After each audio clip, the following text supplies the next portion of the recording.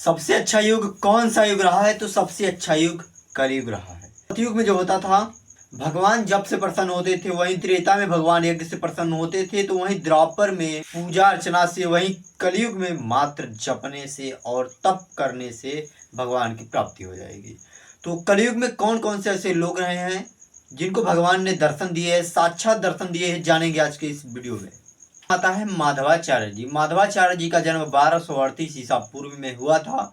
उन्होंने अपने कुटिया में भगवान श्री हनुमान जी को देखा था, क्योंकि वे हनुमान जी और श्री राम जी के परम भक्त थे, इसीलिए उनको भगवान हनुमान की प्राप्ति हुई थी और उनके साक्षात दर्शन भी माधवाचार्य जी ने किया था। और दूसरा नाम आता है जो कि भगवान के दर्शन किए, उनका नाम है भद्राचलम रामदास।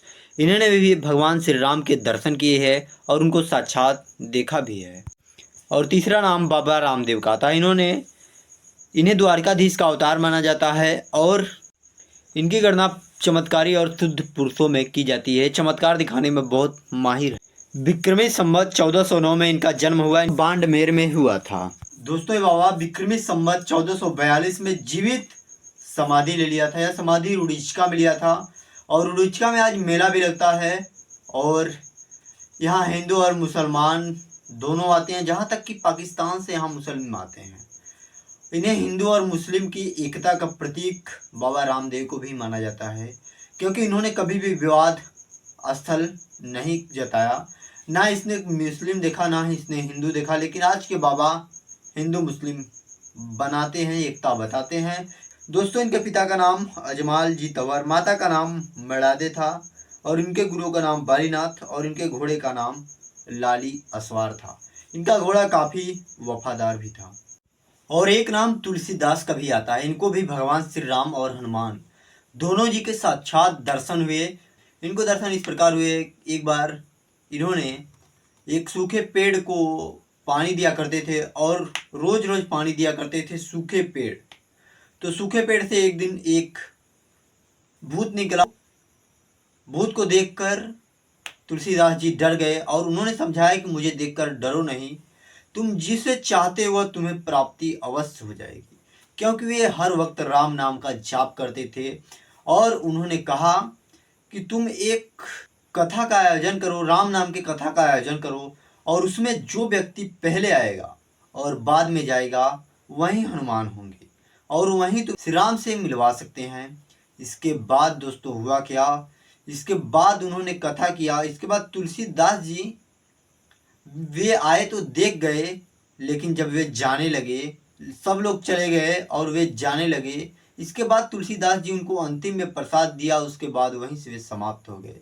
काफ़ी गिड़गिड़ाने के बाद वे नहीं रुके और चलते गए। इसके बाद जाकर चरणों पर गिर गए। इसके बाद वे हनुमान जी के साक्षात रूप में आए और उन्होंने कहा कि तुम एक न एक दिन राम और लक्ष्मण का दर्शन अवश्य करोगे।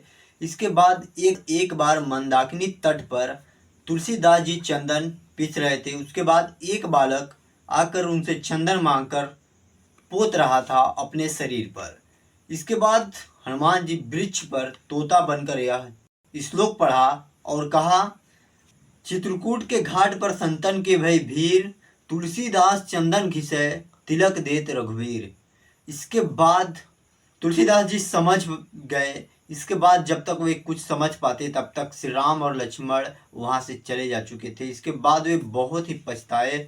इसके बाद उन्होंने रामचरितमानस की ग्रंथ लिखा। ये हनुमान जी का ही देन था कि इतनी बड़ी ग्रंथ तुलसीदास जी ने लिख दिया।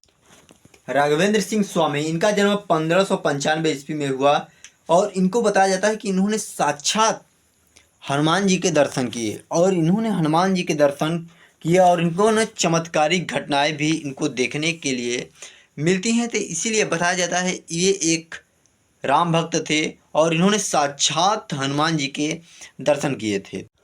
और दोस्तों, इन्होंने 1671 में मंत्रालय तुंगभद्रा नदी के तट पर जिंदा ही बाबा राघवेंद्र सिंह समाधि वहीं पर ले लेते हैं। और न्यूलेज ब्लेज नाम से ही पता चल गया होगा कि यह कोई अंग्रेज ही था। हाँ दोस्तों, यह अंग्रेज था लेकिन इंडिया में रहता था। यह एक कर्नल था, यानी कलेक्टर था और इसकी डिप्टी चेन्नई के पास चेंगलपट्टम जिले में हुई और वहाँ का कलेक्टर था। वहाँ एक झील था जिस मधुरत्कम झील था और इसकी लीडरशिप 1795 ईस्वी में वहाँ लगी थी। वहाँ एक राम मंदिर भी था। यह झील हर साल टूट जाता था और पानी ओवरलोड होता था तो यह झील टूट जाता था। इसके बाद उसकी लीडरशिप लगी। वहाँ पुजारी भी रहते थे क्योंकि राम मंदिर था। इसके बाद इन्होंने उसका मरम्मत के लिए पहले ही सोच लिया। इसके बाद जो पुजारी थे उन्होंने मना कर दिया कि भगवान इसकी रक्षा करेंगे, अभी आप ऐसा बिल्कुल भी मत कीजिए। तो उन्होंने कहा अगर भगवान है तो रक्षा करते, भगवान होते तो रक्षा करते। कई बार इस बात को दोहराया, पुजारियों ने कुछ भी नहीं बोला। इसके बाद उन्होंने कुछ खास दबाव पुजारियों पर बिल्कुल भी नहीं किया। इसके बाद उनको बहुत ही चिंता होती थी। चेन्नई का जो था मधुरत्कम झील, इसको लेकर काफ़ी चिंता थी। इसके बाद उन्होंने रात में आकर देखते, डिप्टी देते और पहरा देते क्योंकि यह झील टूटता तो काफ़ी नुकसान पब्लिक को होता। इसके बाद उन्होंने एक दिन भीषण बारिश हुई और झील पूरी तरह भर गया। इसके बाद उन्होंने चमकती हुई दो लोगों को देखा और धनुष बाण देखा। इसके बाद उन्होंने साक्षात देखा कि भगवान श्री राम और लक्ष्मण है और वे चकित होकर देखने लगे। और इसके बाद बारिश भी रुक गई और झील भी नहीं टूटा। उनके कार्यकाल जब तक रहा तब तक झील बिल्कुल भी सुरक्षित रहा और झील नहीं टूटा।